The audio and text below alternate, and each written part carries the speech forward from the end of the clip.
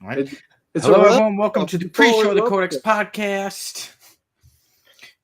Mike, you can show us what you got there. We're ready to fight the dire wraths. Don't let Sonny touch it. He'll break it. Let me have that. Oh, no, Sonny's got me. It's Rom Space Knights, Rom Space Junk when Sonny touches it. I said, don't let Uncle Gary or Dan get a hold of it. You know? Please, you're the barbarian. Now, Mike loves his.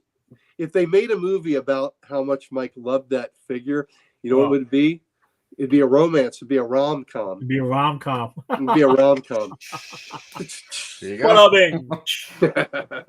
Nice. We got to add that. We got to get that in one of the special effects for the episode. Yeah. The rim shot. Rim shot. What about if we get a rim shot that's canceled? Thank you for watching. There you Good go. night, everybody. Good night. Try the veal. We'll be here all week. So I just noticed that literally that thank you for watching just like 5 minutes ago. Oh, nice. And who sent it to you? Oh, it's on here. Oh, you okay? Because I hadn't seen you use that before. Yeah, so I just figured out about 5 minutes ago. So I'm just gonna guess Sal got it there. You know what? I'm gonna make your life even more uncomfortable. I'm gonna let Chris know we're on. Oh, there we go. Yeah, there we go. It's like I didn't make him more uncomfortable. Where are you? Mike's getting feared. What's going on? Well, it's time for the episode. I sent you the link in Facebook Messenger. I said, that's tonight.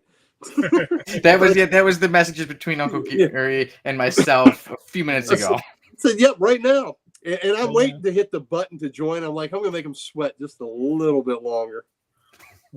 Yeah, literally, you got on like a few minutes before. But we're all here, so we're all good to go. And today we will be reviewing Marvel graphic novel number 27, Emperor Doom. Emperor Doom. That's right. Ooh, we have first prints. I have an epic collection. You have an epic collection. This is more. This is the original. The originals were in purple. Yep. Yeah. So what I got it in here is you turn to the page and then there you go. There you go. I wanted it so much. I was like, somehow I wasn't able to find it regular, and I saw it was an epic collection. So I said, you know what? I'll just get the whole epic collection. There you go. So you get bonus stories. Yeah, like X-Men or the Avengers vs. X-Men. The original one was in there as well. So. Okay. Cool. Yeah. And yeah, of course, we got comic book news. There were some trailers. There's, like I was just saying, the Avengers vs. X-Men. There's some big X-Men stories coming out soon. This starting, with the summer. And then, we also have Variant Insanity. Right or wrong, today, Mighty Mike is the man with the 5 statements. Uh-oh. Some good ones. We have a random panel of the week. And, of course, someone will join the F list. Oh, can't wait to see who that is. Yeah, oh yeah. This guy, he's been on my list for a long time, and I'm like, I look back and I'm like, we never actually put him on there. So he's on your list today. He's on the. There's sounds like a song. He's on the list. I've got multiple pages. This is my notebook. For the Codex Station. Look at that. With the sticker and everything. Let's see. If somebody breaks into your house, that would be the first thing they'd steal. That's the blueprint. Right. Yeah. It does. It has notes all the way from episode 1.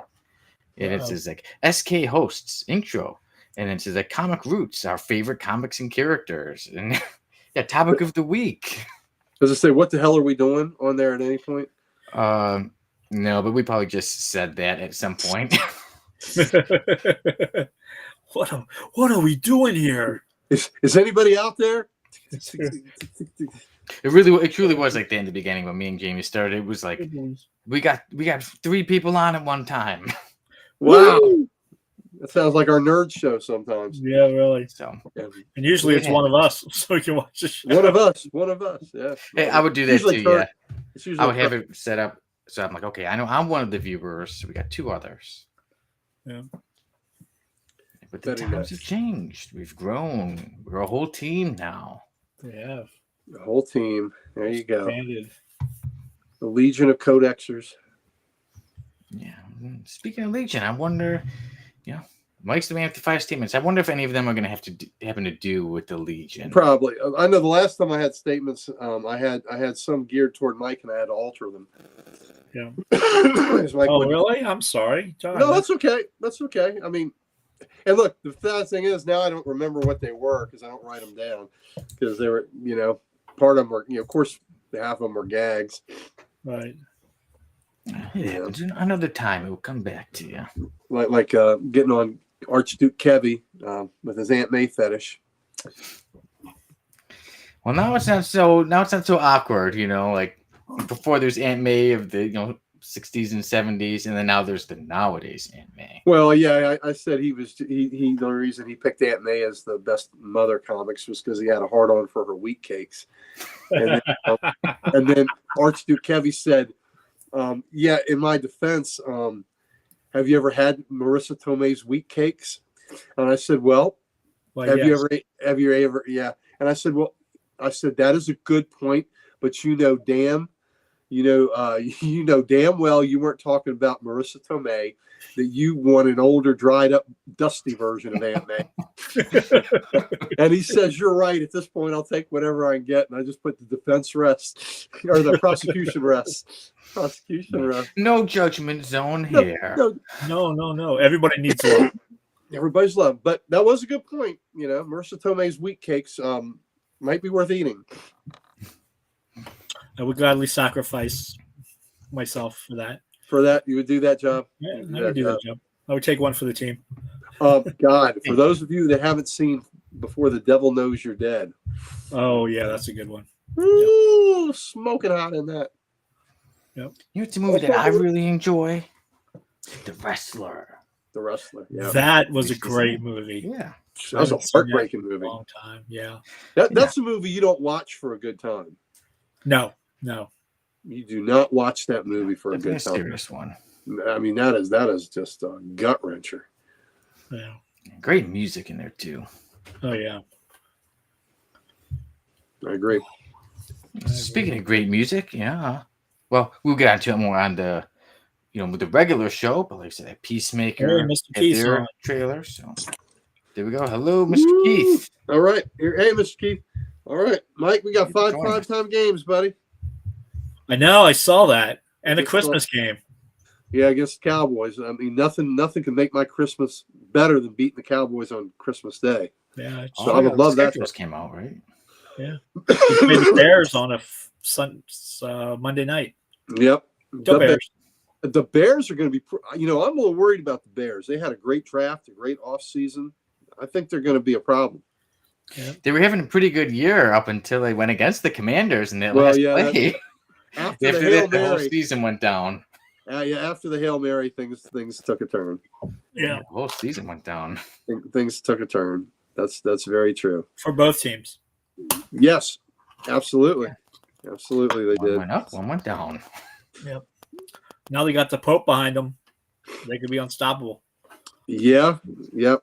Oh, did you see Colbert was talking? Colbert had a great monologue after the the Pope was named, and he got into a Chicago accent with him, and he started doing the Bears talk with him. No. And he's going, and right before the game, it's time for the prayers. The prayers. The prayers. Okay, that was brilliant. Hey, Jamie. Oh, look, Mike. No, look, Mike. Mike. Oh, I know. I'm on Jamie's shit list. He thought you were in the. What happened? I told him you were in the witness relocation program, and then here you done showed up. Yeah. Here you done showed up. Oh no, he's just AI. That's actually not him. Yeah. So we're on Green Bay's second week on Thursday Night Football. On Monday Night Football against the Bears. Monday Night Football against the Chiefs. Sunday Night Football against the Seahawks. International game in Madrid against the Dolphins. Which we're going to road trip. Road trip. There you go. That's going to be a tough drive. Yeah, that transatlantic drive is not been figured out yet. A Sunday Night Football game against the Broncos and a Christmas Day game against the Cowboys at 1:00. Yep. They seem so random. The night games, the Seahawks, the Broncos. They seem very random. Well, I can understand the Bears because you've got two great rookie quarterbacks. Is the Bears one in Chicago or It's home game. That's here. That's here because the last time we played here, things went so well at the end for y'all. They wanted to do it again. Yeah, like I said, one team down, the other team up. Yep.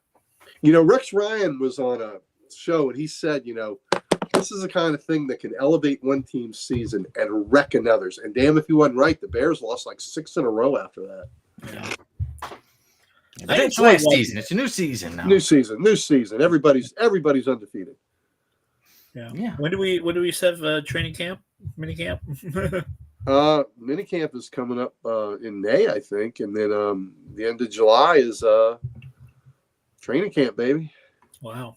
In a few weeks, when the calendar says June, we can say, "Wow, training camp is next month." Listen, look at Jamie. He's so benevolent. Oh, so you know what else we could see in June? What else can we see in June? The Codex podcast / the Codex station. It's year number 4. Ooh. Oh, is that what happens in June? That is right. June 9th was when we had the very first episode of Codex podcast. So we're almost there. And that was just you and Jamie? Yeah, that was just us, just 2 guys. I get, him. I guess we should do a podcast. All right, let's do it. And then throwing a couple ideas together. Were you in the same room when you did it? Yes, it was the same room, the same exact spot. Was Jamie with you, or was he in his room? Oh, he was in his room. So y'all didn't do it together? We did not do it together. We did it from far apart. Far apart. Were you wearing pants? I never wear pants.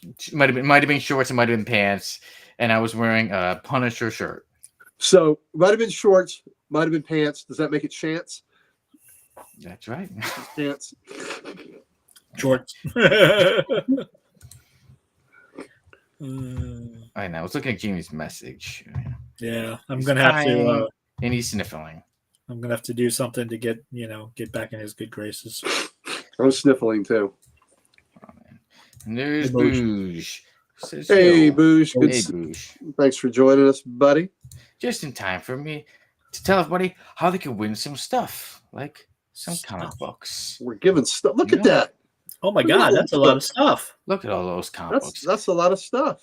Yeah, 8 from X-Men's Age of Apocalypse, and also you get the 4-issue series of Cyclops and the Adventures of Cyclops and Phoenix. The winner will be announced in the Codex stations. Codex Unleashed, May 31st. So make sure to get in. Make sure hashtag giveaway. Also make sure you're subscribed. You can even subscribe to us on YouTube for that $1 a month. Gets you entered into all the contests. And like I said, so get that in by May 30th.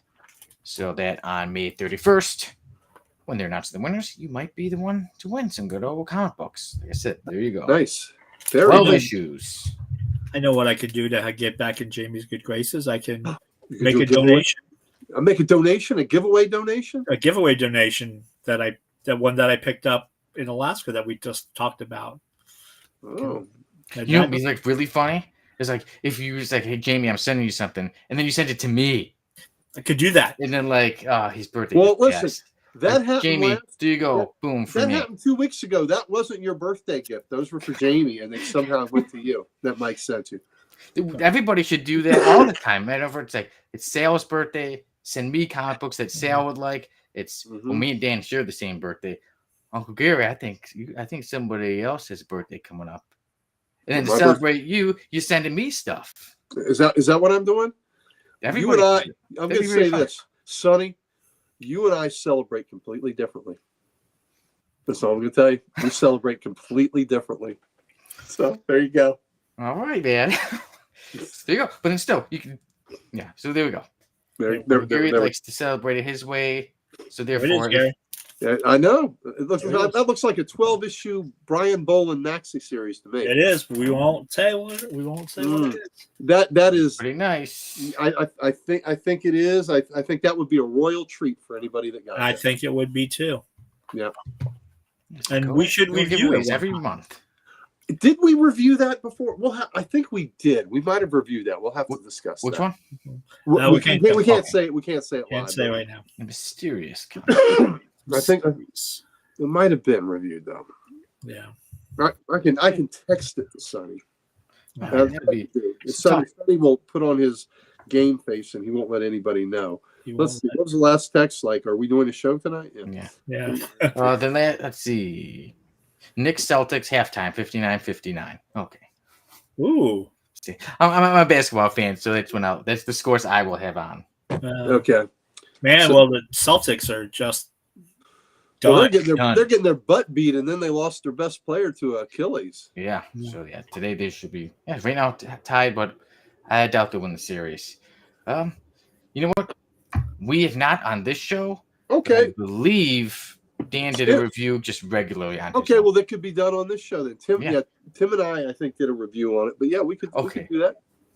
But if you haven't read it, Sonny, it's worth reading. So I have not, but I will have to get to that comic. Hey, Sal. We won't mention what it is. And there he is, Sal Slab Guy. Hey, Sal from the Slabatorium. Sal, the Slabatorium. He's at the Slabatorium is where he's at. Look.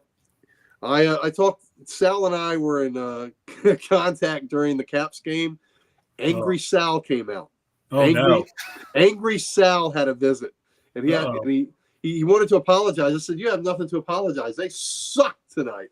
So after that 4-minute power play that they couldn't do, they couldn't even get a shot off. Man, I was pretty disgusted. So Angry Sal was out yesterday, slabbing it up. He seems to be good at slabbing it up, as he says. Slabbing it up. Yeah. I like the Slabatorium. That's pretty cool.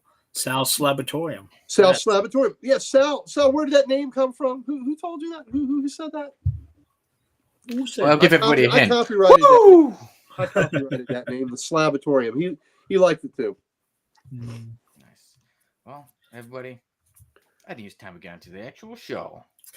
Let's do it. Well, actual work to be.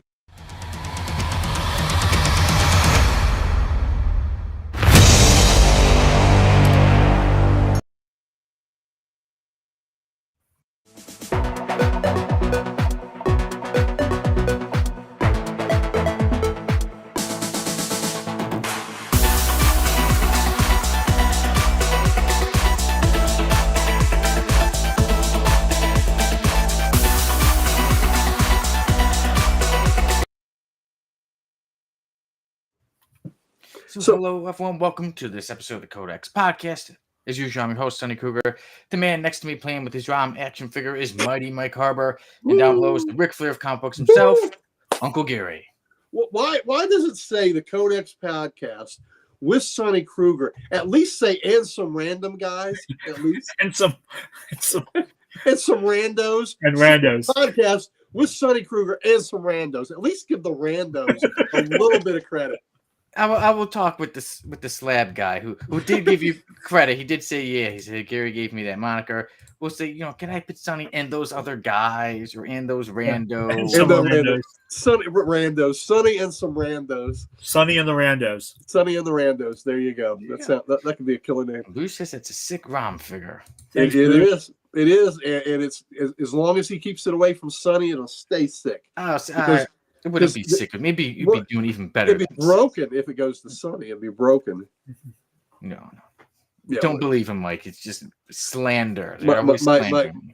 Listen, Dan and I have told Mike about the video of the poor giant tub of broken toys, and Mike says that he is sensitive about such things and can't watch it because he just doesn't think he can handle the trauma. From the Volt action figures, everybody can go check it out on our the Codex Station's Facebook page. It's very cool. I did like the one part when Dan was like so random, Sonny, and then I pull out a Backstreet Boys action figure. Half the show is Sonny pulling out a broken figure, and the other half is Sonny hoping that we can tell him what that figure is. So that he has no idea who it is, and we have to tell him who it is. And I have to say, well, Sonny, here's one that is actually correct and intact. It would be the same. It would be the same figure, but like with all with all the parts and not all the parts, and weapons, and I was like 5 with some of those figures.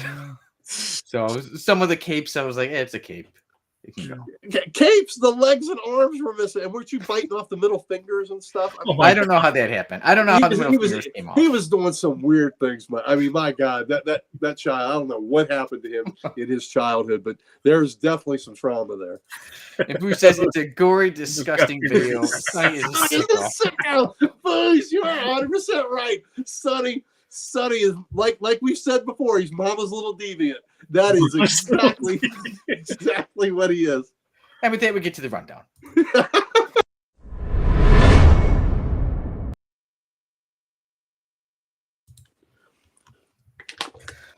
Okay, there's some lies in the comments. Boo says Sonny collects body parts of the action figures. That's other people on eBay. I've seen other people talk about. I don't know what they're talking about, though. Sonny is the Dexter of action figures. Dexter is one of my all-time favorite shows. Wow, that's a surprise. And some people said, Sonny, he kind of reminds me of you. You should check out this show. Because he thinks a lot, and I'm a man who thinks a lot. I do a lot of thinking in my life. Before I get out to do my things. But as we were saying, we got a lot of bit of news. There's some trailers out. One was Peacemaker. Season 2 had their trailer, and that is set to come out on August 21st. But there's another trailer out. It's a teaser trailer for Spider-Man Noir. Now, be a bit careful because when I look at it's a quick trailer with Nicolas Cage as Spider-Man Noir. However, very quickly now, there's starting to be these fan-made film or fan-made trailers, AI trailers. So be careful for those. Oh. Also, speaking of some Spider-Man stuff, first, Sal's action figures hide when he gets home from work. Yes, they do. They scurry. The joke is on you, Sal. I work from home. Oh no! Oh man. Okay, some days I go out. Okay. He's like the little kid from what was it? Not from Toy Story. Not Sid from Toy Story. Nowhere to hide. Yeah, you Sid. Yeah, and although I did have the action figure, I used to have the toy of Babyface from Toy Story, who was one of the toys that Sid had ruined and took the eye out. I thought it looked like a cool figure. I'm sure you did. Judgment here. I'm sure you and Sid did. Yeah. But yeah, Babyface is a cool character. But other news going on, since we're talking about Spider-Man and trailers, we know Spider-Man Brand New Day. It'll be a live action movie. Not too sure when it comes out, but it has cast Liza Colón-Zayas, who will be in there. She's from The Bear, so I'm guessing my guess is that she will be Miles Morales' mother. Oh, so maybe we'll see Miles Morales in there. Is she the chef? One of the cooks that went to that he sent her to a chef school. And she learned she's kind of short. Yep. She's a great actress. The Bear is a great show, man. Yeah, it is a great show. I think they said they're having their next season next month. Have you auditioned for any of the Bear extra roles? I've done some extra work on it. They always have me as a party guy, and I've done some stand-in work. So I've done some stand-in work for 2. So that's a show, and I've seen most of the characters on there. I've seen them pretty much around, and even had little chats with how's it going, things like that. Everyone seemed to be pretty cool around. Yeah. The main guy on that show, I can't remember the actor's name. It's Jeremy Allen White. Yeah. He was Shameless. He was on Shameless for so many years as Lip. That was a great show. It was. And Booge said, Sonny's home all day. Those poor action figures. Yeah, that Booge, I'm with you on that, buddy. There's nowhere to run, nowhere to hide. I mean, look at this Luka Doncic action figure. He's in good shape. He's not on the Mavericks anymore. Yeah. Look how Sonny grabbed. I'll just move it to the side. Oh, the Mavericks is your team, right? Yeah. It's funny how they got the first pick. Do you want to address this 1.8 chance to get in the top shit? Come on. Those ping pong balls are there. That is some doctoring going on there. Those are some loaded balls. Just messed up how they got rid of Luka, and then so listen. Everything's just so messed up. The Wizards, the Jazz, and the Hornets had the three worst records. The worst they could pick was 4th, 5th, or 6th. The Hornets are 4th. The Jazz are 5th. The Wizards are 6th. That's some bullshit right there. Yeah. The teams with the 3 worst records, who each had a 14% chance of getting the top pick 4, 5, and 6. And however they had this loaded, the Wizards had a 20% chance to pick 6th Right. and only a 14% chance to pick 1. What the hell is that? And the damn Mavericks, 1.8% chance to pick 1st. Come on, man. That is a rigged game. Oh yeah, and then San Antonio gets the 2nd pick. Yeah, again, last 2 years they had 1st. Yeah, come on. Yeah, that's some garbage. The Mavericks are getting screwed. They got screwed with Luka getting traded. They got screwed in the finals. Well, the fans, but that was ownership did that stupidity. Yeah. I mean, I feel bad for the fans, but the ownership did that stupid crap. So it's been a very messed up year for basketball. And then inside the NBA is going to be gone next year. I've taken a lot of hits from basketball this year. It's not been the best year for basketball for me. Yeah, but you're going to have a Pacers-Knicks series, right? They should be good. Yeah, the Knicks. Well, you know what? I tell you what, for the New York long-suffering Knicks fans, that'll be pretty amazing. Yeah. For them. And Jalen Brunson, their star, was a sub on the Mavericks, so I knew he was going to go. I'm like, he can't stay on here. He's too good. And so it's nice to see him become a star. And were you a Mavericks fan living in Chicago when you had Jordan and the Bulls? No, it was after, because it was after when they had basically nobody. So I was like, beef. I was video games and trying to pick out who do I want, a good team. And the Bulls didn't have many, and the Mavericks had Nowitzki, they had Nash, they had Finley. So I was like, I like this team. I'm going to give them a try. Okay, but were you a Bulls fan back in your young age? I mean, when it was with Michael Jordan and them, I was a little kid. I wasn't too into basketball. I wasn't too into sports, but I knew of them. So I was like, okay, that's cool. But wait, what did I say? How did I word it? I didn't catch what I had said. Oh. Let's Sal. That's Sal. So Sonny has taken a lot of balls for the basketball as that is. Wow. And you know what? I can't really deny that, Sal. I have played a bit of basketball, and every now and then you get take a ball to the face. Sonny is an expert player. He is a ball handler par excellence. That is right. You tell him. Right. That's right. You put him in their place. You tell him I know how to handle balls. That's right. That's right. Excellent ball handler. I should put that on my resume. There you go. Professional ball handler. Why is nobody hiring me? It seems like people would want a good time. Yeah, Diddy would have hired you. Yeah. He certainly would have. Sick Diddy. Yeah, bad Diddy. Bad man. I wouldn't even want to say that to him. He might get too excited. Yeah, well, there you go. With all the stuff coming out in court, who knows? That is some crazy stuff. Man, that's a whole nother world there, isn't it? Yeah, that's another thing. We can't talk about on this show. Some of those things, I'll stop us from saying what else he's been doing. Yeah. You know, we're midday. How he grips it. He's got the kung fu grip. I don't know. He didn't know anything about that. Those were the G.I. Joes before he was even born with the kung fu grip. Yeah. I know. Were they the ones that you push and then they open up, or they? No, it was just it was like a rubber grippy hand. Yeah, they were the 12-inch Joes when they were more like dolls, and they had the They would kick Ken's ass and take Barbie away, and stuff like that. Yeah, much before my time. But you know what else is before my time? Some more of the comic book news, and it happens to deal with Wolverine by Chris Claremont. It is a Marvel graphic novel, and for the first time, it's going to be reprinted. So Wolverine by Chris Claremont. That's a story with Sabretooth going after Yukio. So was it in the graphic Marvel? I mean, was it in the graphic novel format like the Emperor Doom was?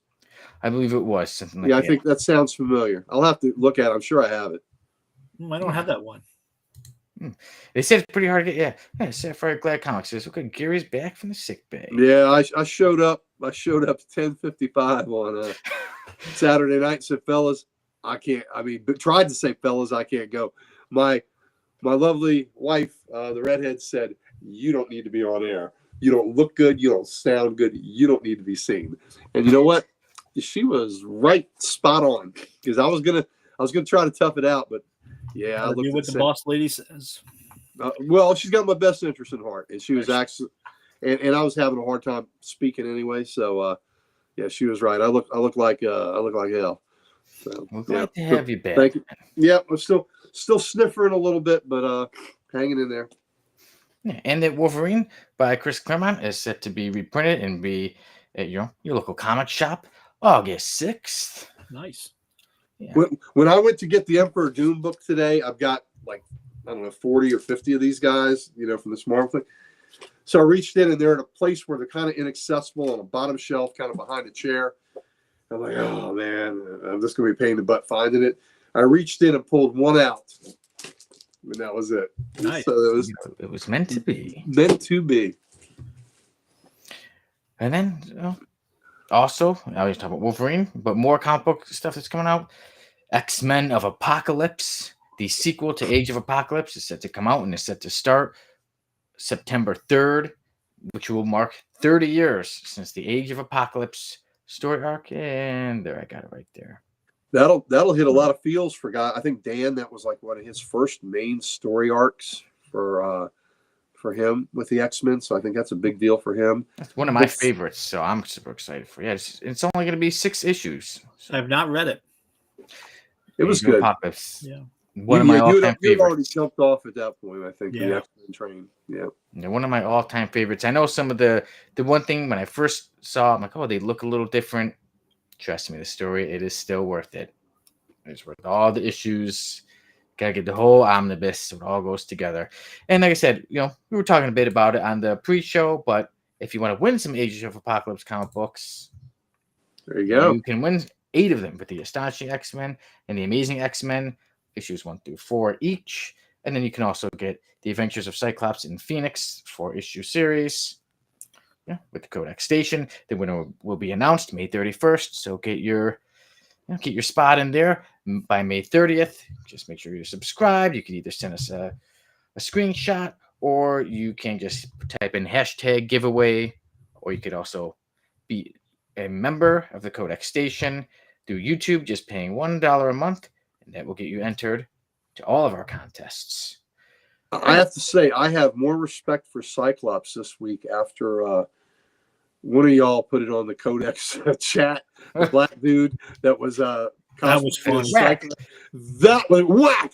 I mean, oh my God, that was great. He was giving Logan a hard time, and I was like, I would love to see this version of Cyclops.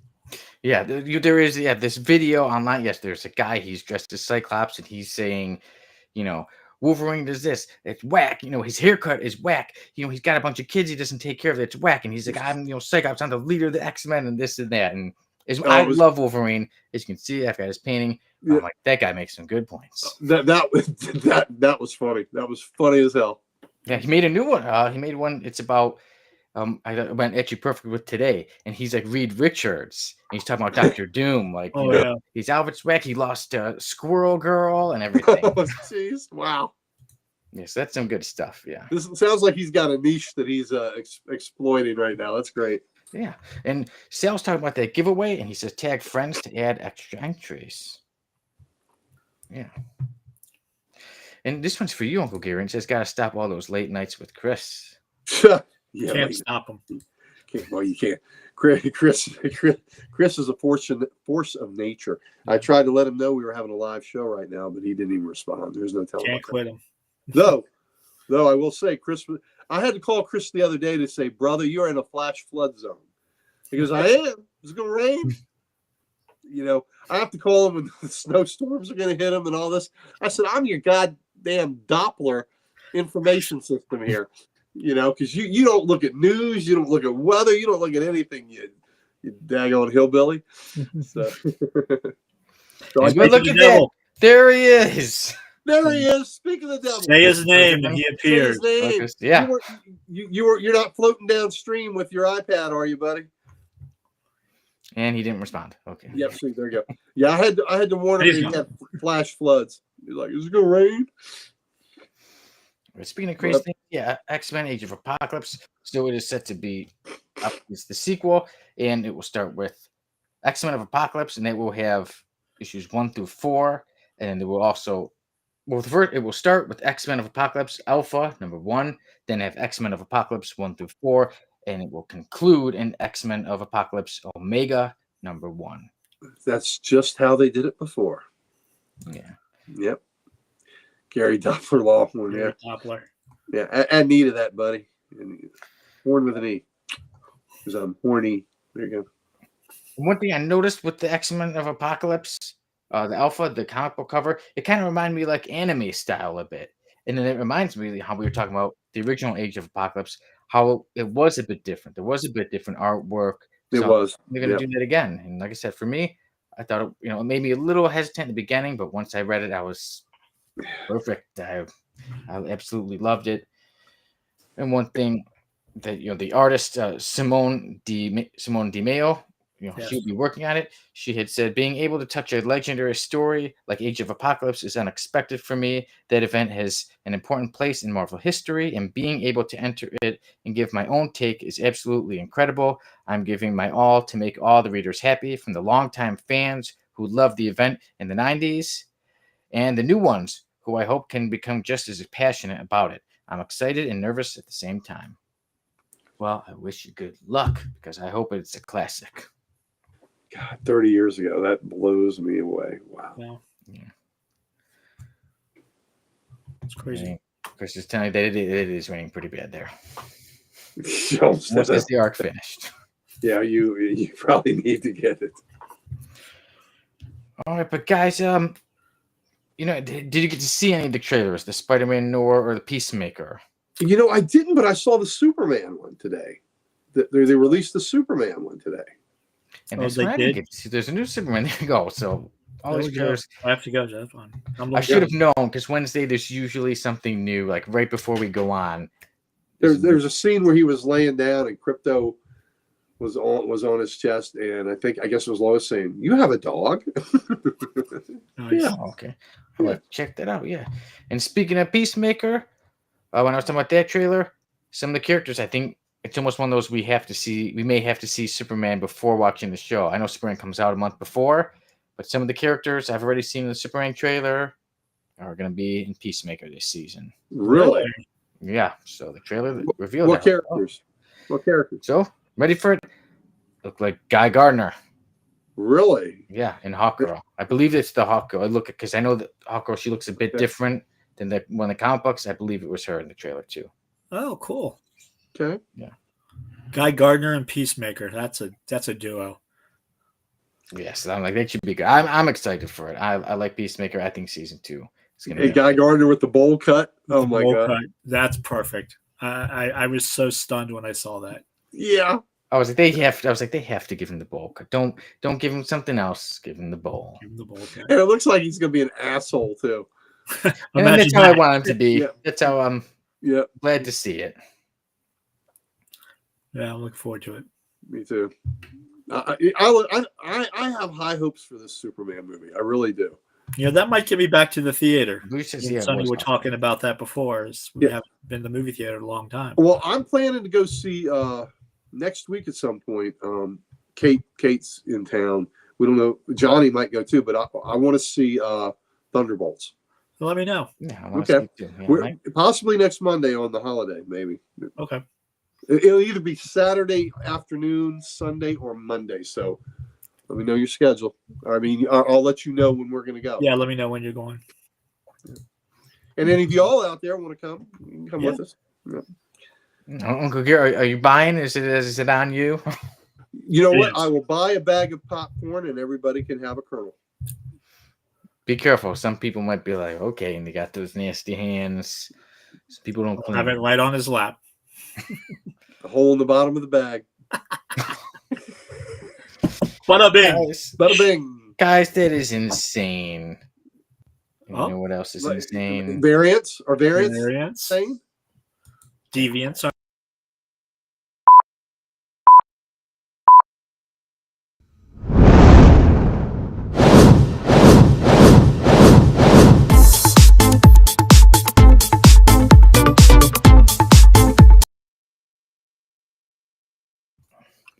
Well, all right. Speaking of variants, I was told, Mike, to ask you about. I heard, you've mentioned you're a fan of Something Is Killing the Children. I was told to ask you, how many variants would you say you have of something for these children? Every damn one. I have. Let me check exactly. I think it's a 40-issue series. This is ridiculous. I have 232 issues. 232? Yeah. Out of a 40-issue series.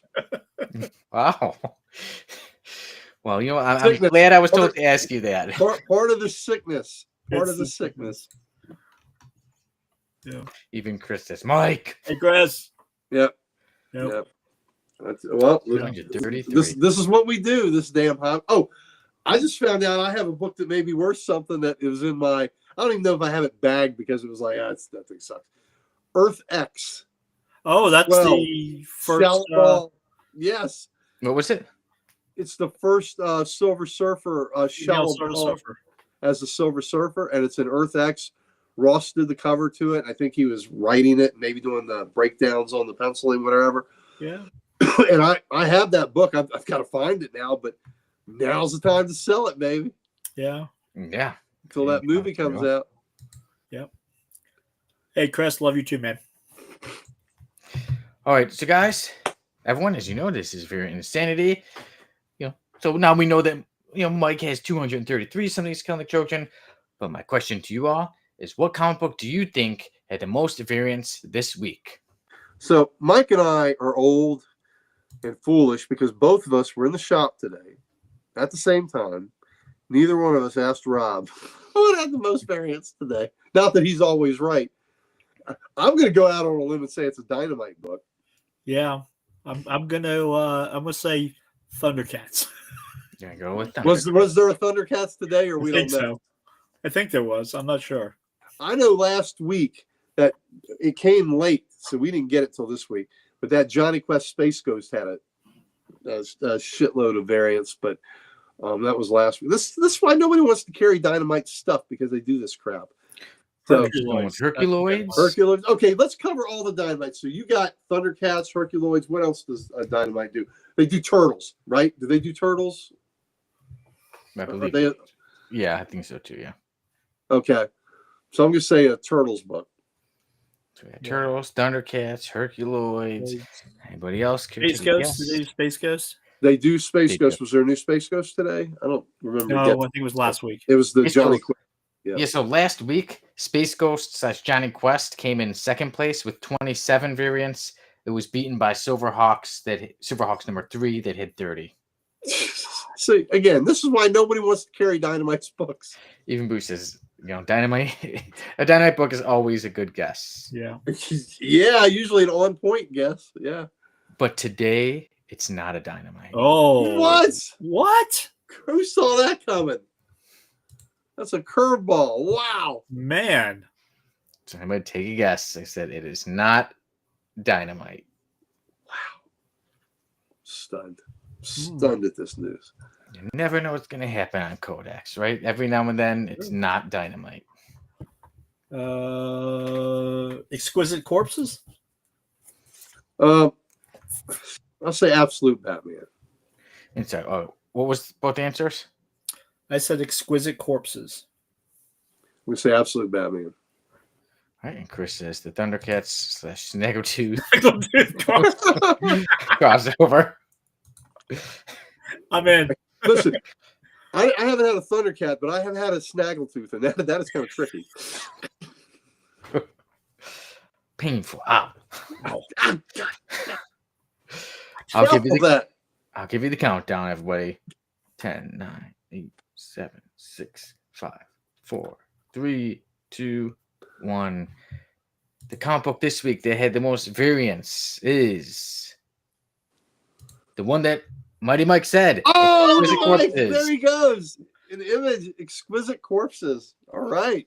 Yeah, earlier today, on the pre-show, you showed me you had it. I almost said, "Hey, that's the one," but yeah, because you have one of those issues at least. I have one right here. You put some more on the other side. There you go. Well, yeah, okay. So he's got one of the. Now your job is figuring out how many of those. Mike, you get to guess. Oh my God. Let's say 15. How many? 15. 15. All right. Might go with 15. I'm going to say 18. Uncle Gary going 18. Everybody else? How many variants do you think Exquisite Corpses had this week?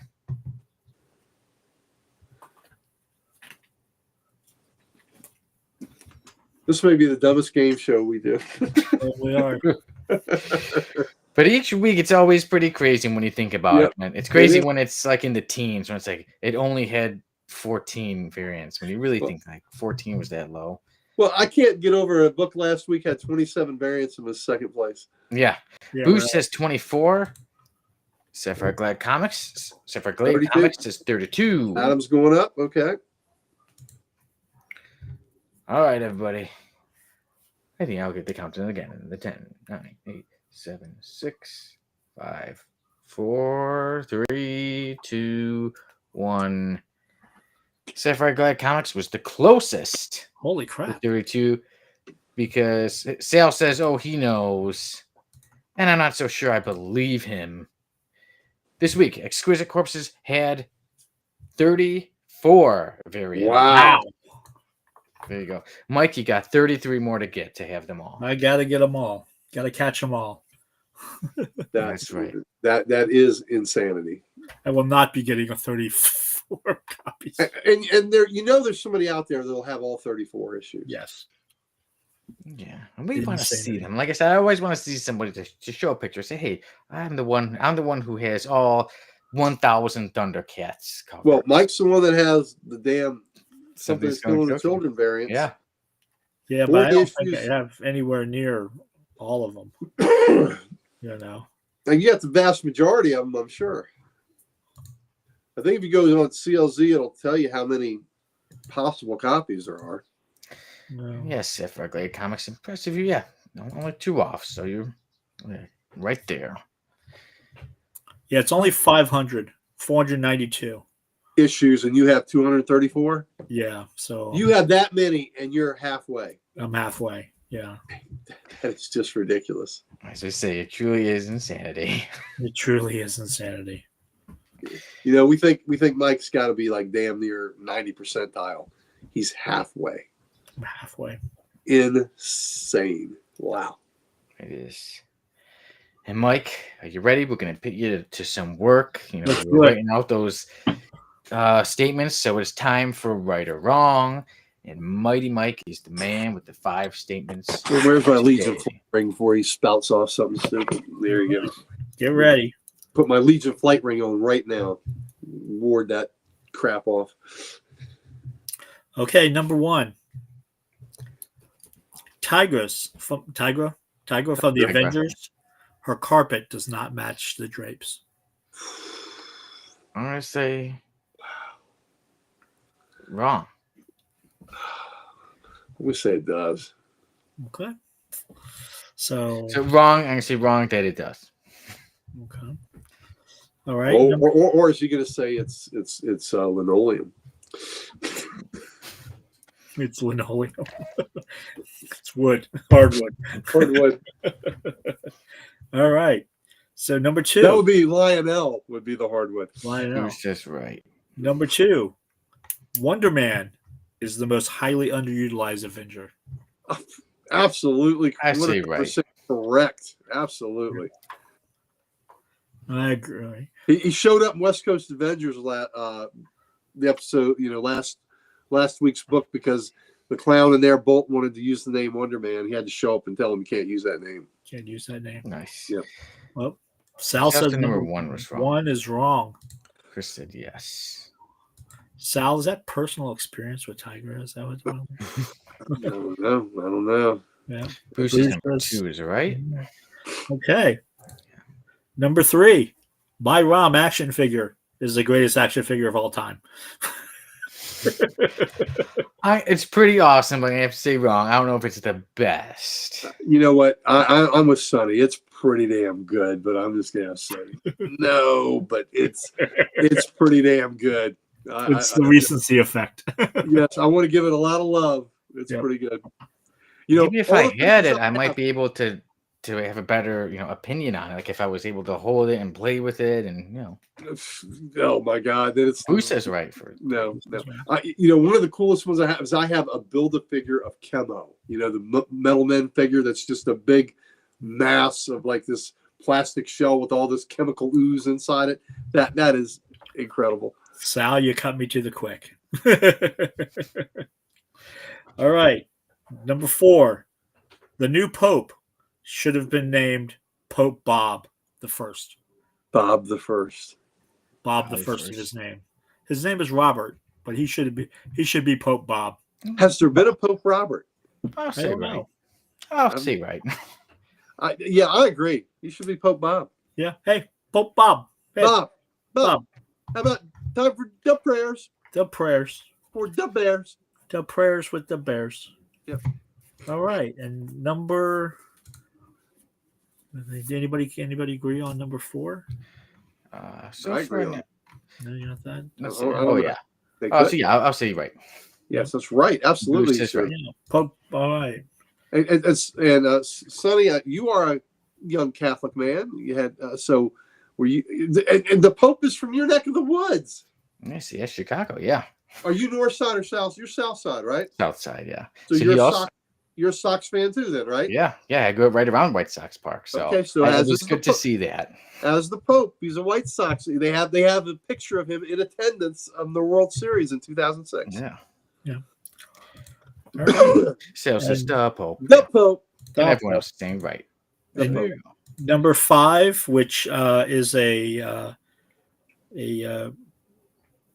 restatement of one of my first 5 statements, is that the One World Under Doom does not suck. This is actually a really good series. A really good series. I will agree with that. Right. Yeah, I'll agree with that. Yeah, so we'll see. That's my 5 statements. So there's Mighty makes 5 statements. We'll give it a moment to see who else agrees with that. But yeah, so any other ones you'd like to go over a bit longer? We can go back to Tiger's carpet, and see if it matches the drapes or not. Talk about Sal. I don't know how we could see that though. I was looking through the book and Emperor Doom, and there's a couple things I thought maybe the way they had her draw. Well, she just had an Alex Ross Timeless cover, right? But yeah, you didn't go quite that far down. But the ones that he's doing for Boundless Entertainment, and we'll find out. All right, there we go. I say it does match the drapes. Since she's furry all over, she's furry all over. I say it does. I say it does. And then for number 5, Boosh and Sal. Yes, Sal's did 1,000%. All right. One more made. Sucks. There you go. There are the 5 statements. So you know what that brings on next, and that is the random panel of the day. This is great, random. And actually, first, before we get to that, after that question, yeah, I agree with that. And Sal says she spends hours grooming. What if he needs any help? And then for number 5, Chris said he hasn't read it yet, but he says currently reading Action 516. Have you checked out Action 516? And Chris, I don't know if you saw the episode, but Mike sent Sonny some comics, and one of them was the Pillow Biter Action Comics cover, and it was the greatest book Sonny ever received. Yeah. We were talking about that earlier. I was like, and then I really was like, well, maybe Mike really likes this issue. I should just see what it is and try not to laugh so much at the cover. So I was trying to be all serious when I opened it. I'm like, well, maybe he really likes it. That's why I told him. I said I've never even read the issue before. Yeah, I've read the issue. I bought it. I bought that off the rack. I wasn't traumatized enough. I guess I wasn't thinking that filthy at the time. If I'd been older, I would have bought like 5 copies off the rack. Yeah, so quite an interesting one. The nail biter issue, or the nail biter, the cover, the pillow biter. Pillow biter. Yeah, it's worse than nail biter. Yeah, pretty much worse. But you also could be considered worse than like biting nails and stuff, and that's cutting somebody's hair when they're sleeping. So random panel of the week is this. Yeah, and that ties into Mike's Wonder Man being underutilized. Yeah. So the top panel was more just so we understand the bottom one more. So you see that Wonder Man he was cutting Wolverine's hair, and then at the bottom at 9:30 p.m., Wolverine half of his head is shaved. You can see Wonder Man's like, it was a joke. It'll go back by morning. He's like, anger is a masking emotion. I think you need to explore the path underneath, or the pain underneath. And he says, explore running for your life. Okay. See. This is from a Defenders comic because Beast is a Defender. Oh, man, I was going to say it was from Avengers comics, but I was going to assume Avengers because I saw Beast. Here's what we can say for a fact. That this was hanging out. This had to be hanging out at the Avengers Mansion when when Wolverine was an Avenger, because Beast didn't have this kind of fun as an X-Man, did he? He never had fun like this. No. This is Avengers fun. Poor Sal, relegating Beast to the San Quentin of comic book teams. When he's locked down in that awful quagmire that is Xavier's mansion. But when he gets out and he's paroled and he's having fun in Avengers Mansion, hijinks and hilarity ensue, as Mike would say. Yeah, that's right. Especially with Wonder Man there. Those two together. Yeah. The great team. Beast is like, out. I'm later. Wonder Man's dropped the scissors. So, but whatever Wolverine does, he's not going to hurt Wonder Man. He's just going to, he's just energy. Yep. Yeah. And I see Wonder Man did drop the scissors. I didn't realize that he must have been holding on to those scissors. Oh, it does say 3 minutes later, so they cut it. Yeah, 9:27, and then. Well, he only did half a job there. He didn't get it all done. Yeah, it's kind of perfect though, just to leave it that way, halfway done. Well, and what Wolverine, who's got the great senses, he didn't wake up till half his head was shaved. Come on. Yeah. What was he sleeping off? San Quentin. That's right. San Quentin. And you know what? Isn't Xavier's mansion right now a military government prison for mutants? So there you go. Probably, yeah. Mr. Keats is okay, but how fast does Wolverine's hair take to grow back? It is an interesting one, yeah, because we know it should grow back, but who knows how long he's going to have to stay. It would be really funny. It would be really good if they did a whole issue of Wolverine like this with a half haircut. That would be funny. Well, isn't Age of Apocalypse Wolverine bald like that? He's still pretty much got the wild hair. Okay, there's one version of him where he's bald and he's got like half a hand. Because in Age of Apocalypse, he does have half a hand. Or maybe he does have one hand. But still right there, yeah. Maybe I'll have to look at bald Wolverine. Yeah, I thought I had an action figure where he's bald like that. Or maybe it was just Maybe you just broke the hair off of the action. I broke the hair off. That sounds like something Sonny would do. It does happen. It does. Shaved his head. Shaved his head. Sometimes you want your characters to have a haircut now. If Sonny had a tiger action figure, he'd shave her fur, her carpet. No, I would not like that.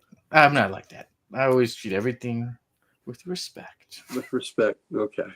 Except for F-listers. Oh, here we go. Here we go. Here we go. Sonny's had his eye on this one for a while, he says. Yeah, that's right, because it is time for the F-list.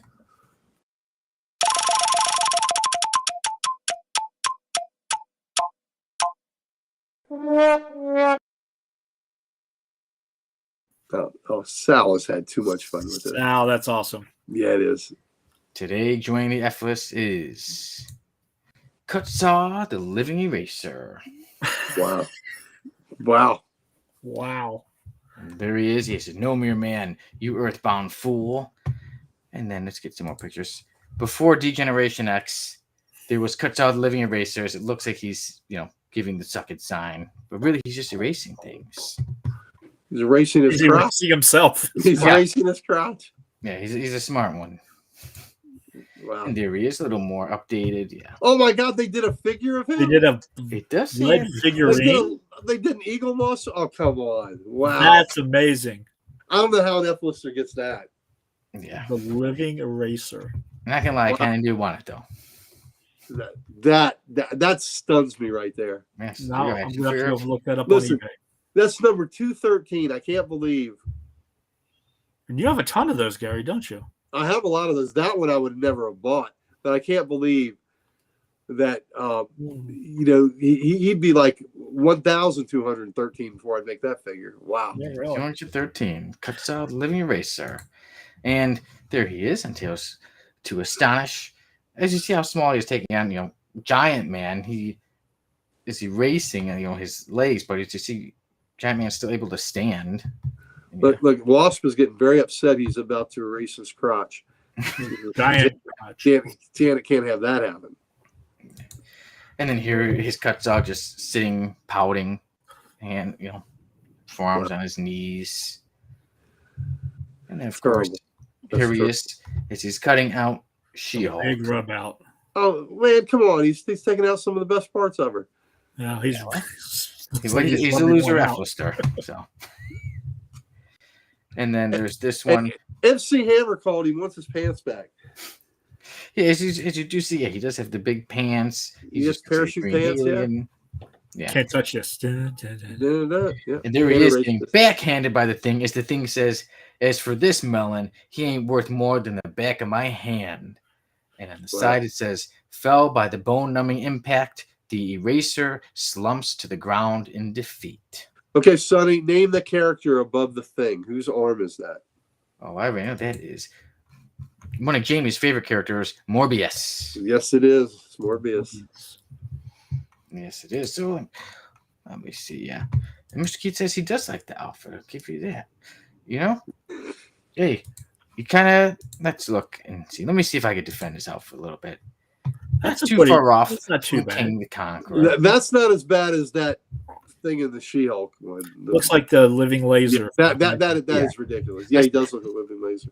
Yeah, that one not so cool. To the rich one, he's got the muscles. Okay, he's not the worst, but it kind of reminds me of Brainiac a little bit. Yeah, so still gets backhanded, and yeah, so as you can see, what his power is, him tries to erase characters, like he tries to erase She-Hulk. So would anybody like to take a guess as to his history? Mr. Keith. It's the first Bruce says, the living erasered. What somebody said, but something about these nuts. Oh, okay, let's see. First Chris says, even at the giant size, Hank's wiener is only 3 inches. Oh my God, that's poor Hank. No wonder he's angry. He is Ant-Man. He is Ant-Man. Wow. And Mr. Keith, does his, activate his powers by saying, These nuts. These nuts is gone. That's what he said. These nuts is gone. So who would like to take a guess as to I'll the say history? that he was in a horrible eraser cleaning accident as a small child. I like that. And became imbued with the power of the eraser. Sister Mary Teresa would send him out back to clap the erasers, and he clapped himself. And it was a terrible accident, like Mike said, and it was a toxic cloud of eraser dust. Turned him into the living eraser. Yeah. So, it could be his background, actually, because there isn't much about his past. It's more of just when he came into comic books. But Cutza the Living Eraser. Let me get a different picture. With that one when he looks a little more tougher. But yeah, Cutza is his actual name. He goes by the Living Eraser. As you can see in more pictures like this, he is 5 feet tall. He's 125 pounds. And he is what kind of being he is. He's not a human. He is the Lumian. The Lumian, yeah. And where is that? Where are they from? Dimension Z. Dimension Z. Okay. Dimension Z. Ooh.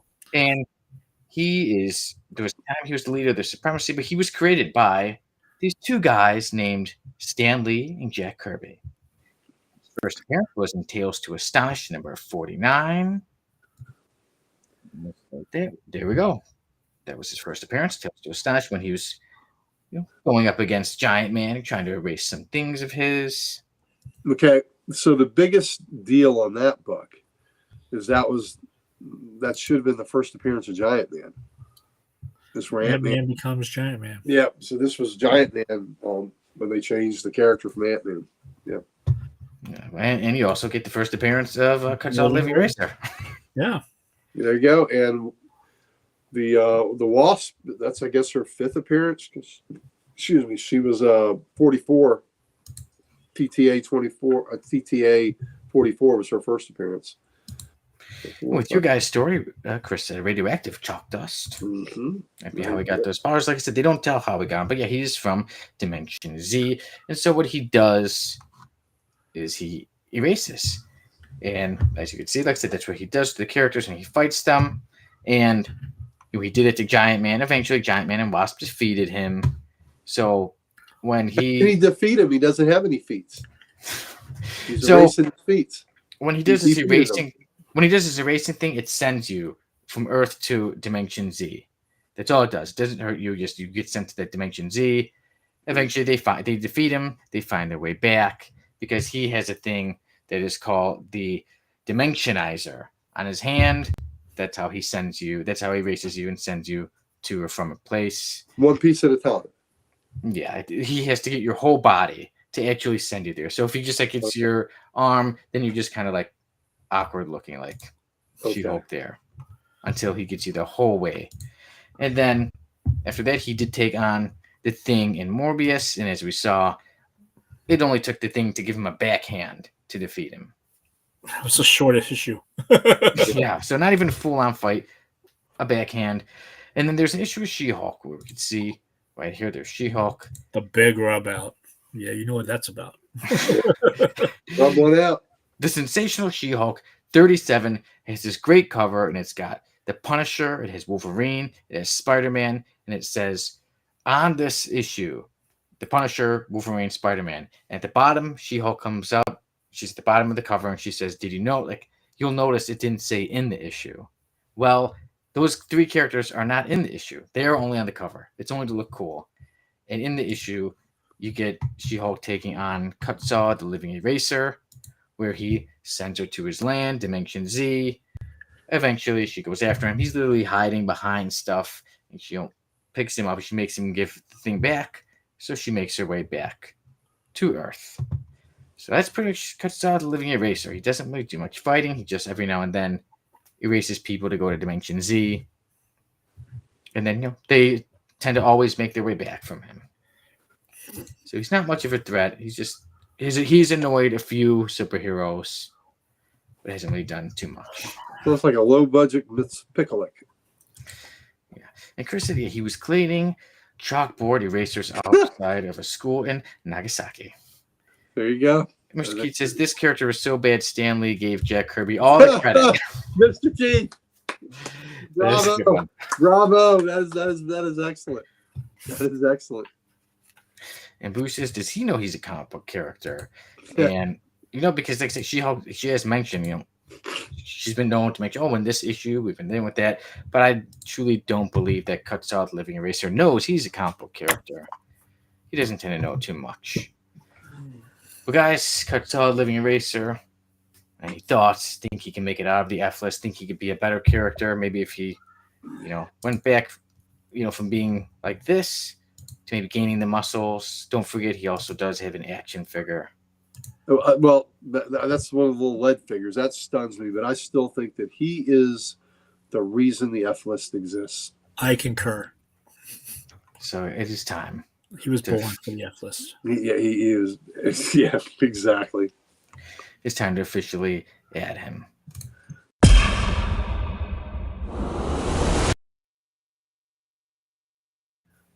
See, that's he's added. That. Well done, Sal. Well done. Yes, well done, Sal, the slab guy, making that possible. Giving Sonny that toy. Yep. Yeah. And so I told you guys before, I'm like, I was really considering this character a long time ago. So in the early days of the F list, around the 60s, when I look I actually just turned to the note. Episode 63, I had the Eraser Lenny Leonard Fiasco join. But I didn't want to be 2 characters called the Eraser too close by. No. So I said, this Cutza the Living Eraser character, I'll get to him another day. And here we are, almost 100 episodes later, and now officially Cutza the Living Eraser joins the F list. Is that the Eraser from the Batman series? There was, with the pencil. Yep, the pen. Yeah, Yeah. One of the early F-listers. Oh, here we have an F-list subgroup. Yes. Yeah. Well, guys, this is a story I don't think we'll want to erase from history. It's time for our review. We're reviewing Marvel graphic novel number 27, Emperor Doom.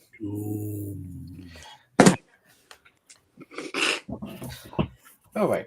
So, with this story, I will start us off with some of the credits. I'll just read it straight from the book. And it says, Stanley presents a Marvel graphic novel, Emperor Doom, starring the Mighty Avengers by David Michelinie. Writer, it says concept by Mark Grunwald, David Michelinie, and Jim Shooter. Bob Hall is the artist, with an inking assist from Keith Williams. Bill Oakley is the letterer. Ken Lopez did the logo design. Jim, I wanted it to be called Purple Rain, Salakrup, editor. Jim Shooter is the editor-in-chief. And then it just reminds everyone that this story takes place before West Coast Avengers number 1. So with the story of Emperor Doom, Dr. Doom gets a hold of Purple Man. He gets a hold of him to use for his plan. But there's a few guys, since the Purple Man, he has influence over people, can make them do what he wants, right? But before we get to that, real quick, I see that Chris did say they're going to open an Office Depot together. There you go. Going with both of the erasers. There you go. Nice. And in the hygiene section, Heavy Flow will be there. Heavy Flow and Dung will be there. That's one comic book today. Uncle Gary, I think we need to get you that. We need to get you Heavy We Flow. do not. We do First not Things. need to give me that Savage Dragon bullcrap. Okay, but back to no Savage Dragon or F-listers. This is back to Emperor Doom. So Dr. Doom uses Purple Man to get influence over everybody, but there are certain characters he can't get, like Vision, but he gets a hold of the Submariner. So he just said, okay, we'll make a deal. I'll give you, you could be in charge of the seas if you help me get this. So the Submariner does. He does get the job done.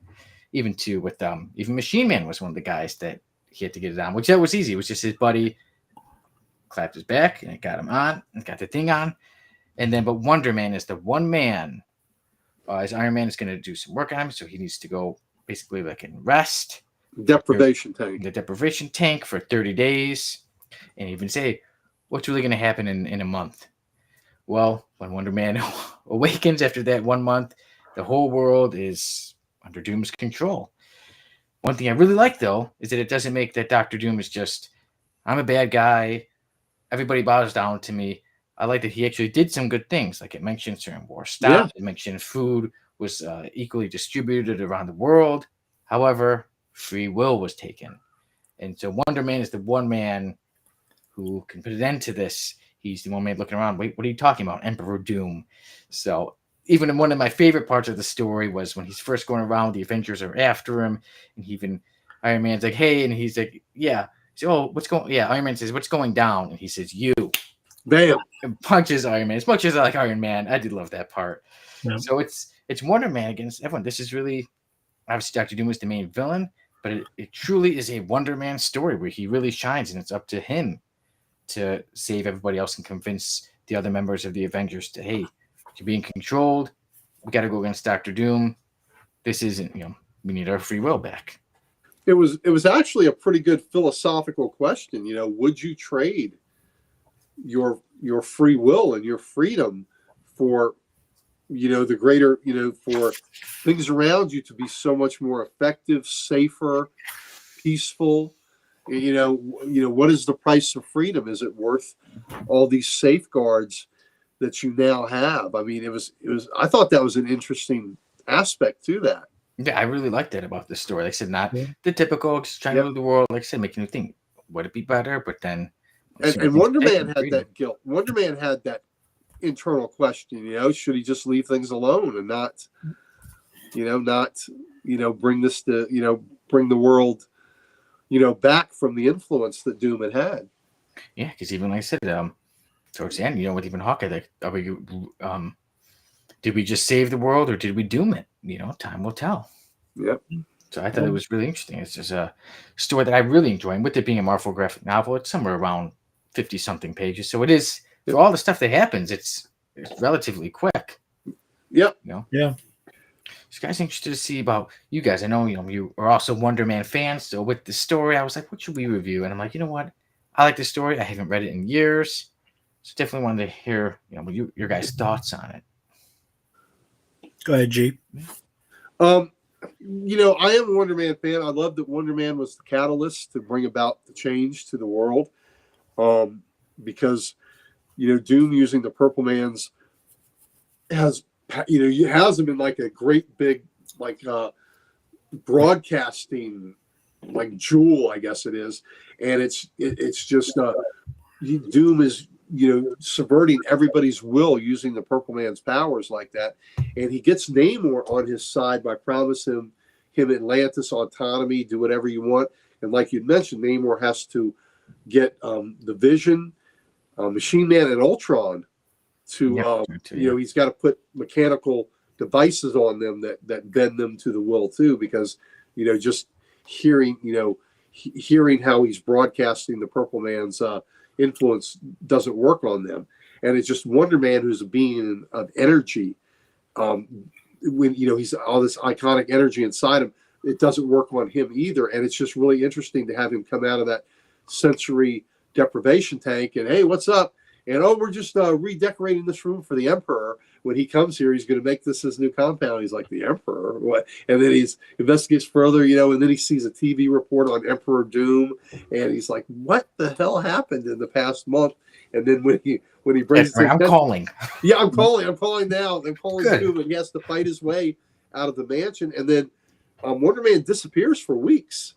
Yeah. He disappears for weeks, and he's trying to decide whether this thing do. And he has an interesting interaction with a blind woman that's kind of living off the grid. And, basically it was, that harmony without freedom isn't really worth it. And it strikes a note in him that makes him go back to the Avengers compound and start to try to, he goes with sometimes Purple Man's powers don't work on the most strong-willed, and he shocks, one of the most strong-willed Avengers out of the stupor, and then they start working together to get others out. So I thought that was really interesting. Watch this. Yeah. What about you, Mike? No, I agree. Really enjoyed it. It's a classic tale. It's funny that, we've got One World Under Doom right now, which is similar story. Yeah. Yeah.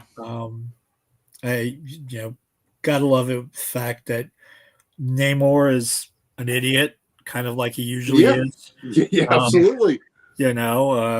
Shocking he got betrayed by Dr. Doom, right? Yeah, really, but you've got all the, you've got the classic West Coast Avengers there before the team's up.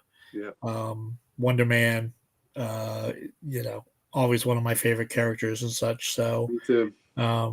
It really a good book with a really good story. The artwork is great. Michelin's story is really solid, I think. So, yeah, I really enjoyed it. And it's funny. I wish that they'd go back to this graphic novel kind of me too. Format. Tell a single story. You tell a single story, self-contained. It's like Sonny said, like 50 pages. You got a little extra time to tell your story, and it's one and it's done. And I kind of like too that Doom wasn't happy either. He had made all these changes, and at one point he said he enjoyed being a conqueror, but not an administrator. Yeah. Yeah. And even like Neymar even said when he's like, you almost seem like happy that you have people going against you. Yeah. Yeah. So I thought that was an interesting aspect that he got everything he wanted. Yeah. But there's a great Twilight episode that's like that where a guy he goes to, he's a crook and he winds up getting everything he wants, and the fellow that's helping him out is saying all your desires will be here. I think his name is Mr. Valentine. All your anything you want. So he would gamble and always win. He would plan a bank robbery and get away with it. He had all the women he wanted and all this, and he just got so bored with life, and everything was so easy. And the big twist was that he goes, I can't believe, I shouldn't even been, in heaven. I don't know how I got here. And his manservant that's there to give him all his wishes goes, oh, Mr. Valentine, whoever said you were in heaven? So, it's kind of like, and if you know who Mr. French on my family affair is, it was that actor, Mr. French. yeah, that played him. But Sebastian Cabot, that's his name. Yeah. How the hell did that just pop in? Anyway, but I love that Doom got everything he wanted, but he wasn't happy. And there's a scene at the end where Doom could put up more resistance and maybe stop the heroes from freeing the Purple Man. And Doom has to make a choice whether he wants to do that or just let it play out. And so I thought that was an interesting aspect to the book, Doom's decision on what he does there. Yeah. So, guys, ratings on Emperor Doom.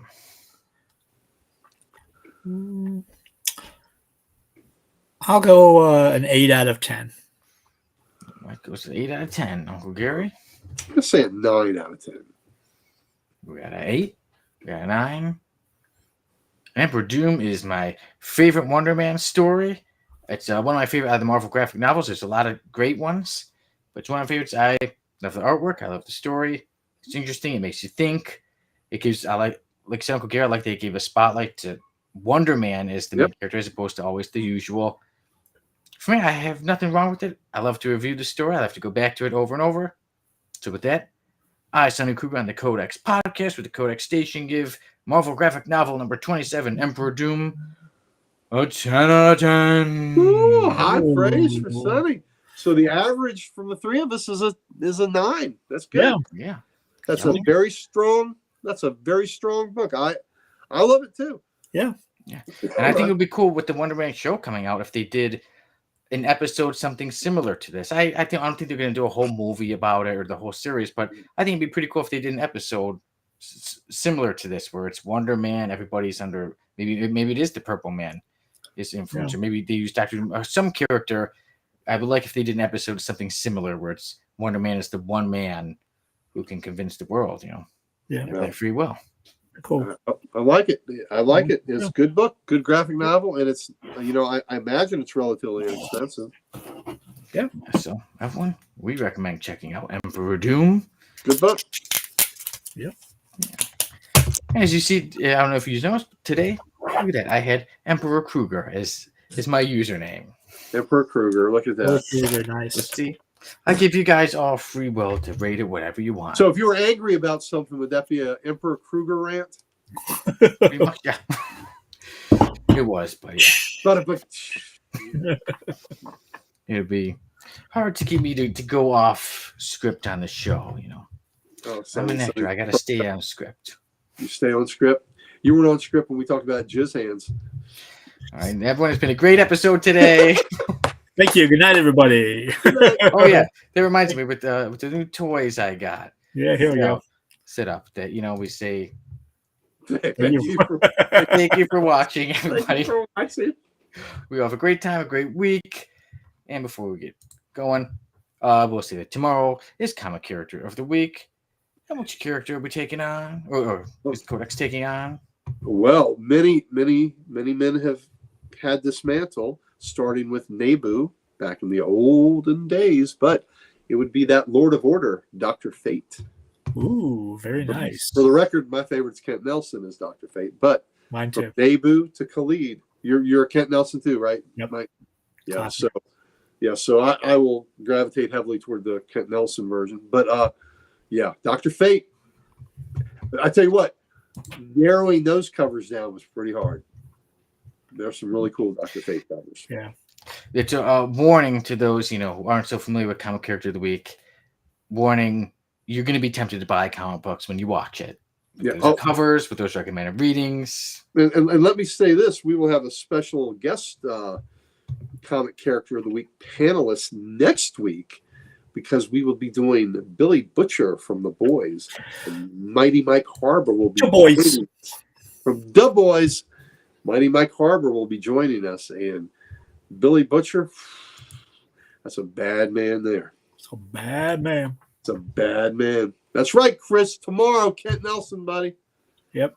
JSA goodness. Don't tempt fate. There you go. Don't tempt fate. Check it out. So, everyone, I'm Sonny Kruger, joined by Mighty Mike Harbor and the Ric Flair comic books himself, Uncle Gary. Woo! So you all have a great week, have a great month that I hope is a 10 out of 10. And as this button says, thank you for watching. Good night, everybody. Good night.